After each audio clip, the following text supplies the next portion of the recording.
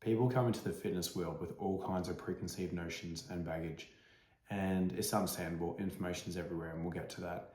But even for the people that can correctly identify what they're struggling with, they can struggle to know the whys. And without knowing the whys, it doesn't tell you how to actually solve the problems. This is a huge thing. This is one of the nicer things about having a preconceived game plan that's specific to one thing, or having coaching or outsourcing. And that is the fact that there's just so much information out there. They've heard I shouldn't have, I don't know, food after midnight, carbs before bed will make me fat. I need to do more volume for more results. I should be doing progressive load every week. I should be doing it like sporadically and focusing on execution. I should be avoiding carbs at breakfast.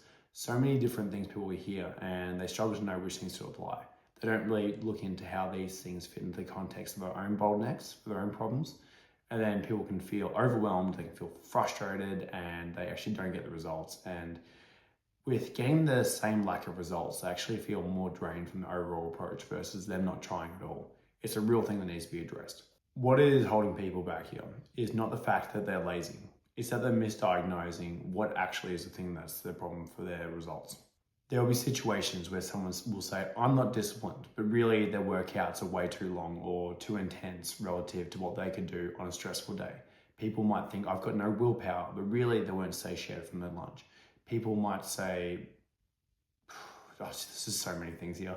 People might say, oh, I've got no control over my willpower snacking, but they haven't actually allowed themselves to have any pre-planned snacks. So it's a whole on or off dynamic that's impossible to adhere to. This all comes from people's preconceived notions that you shouldn't be having X, Y, Z foods, or you've got to train this particular way. Things that are completely devoid of the context of them and actually get plenty of the physiology things completely backwards. A good solo approach or good coaching isn't about finding more problems. It's zooming into the exact problems that are limiting you through results.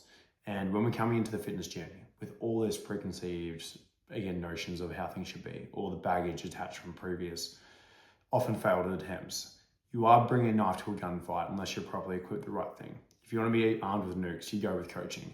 But in the meantime, at least bring a gun to a gunfight with identifying what is your exact problems.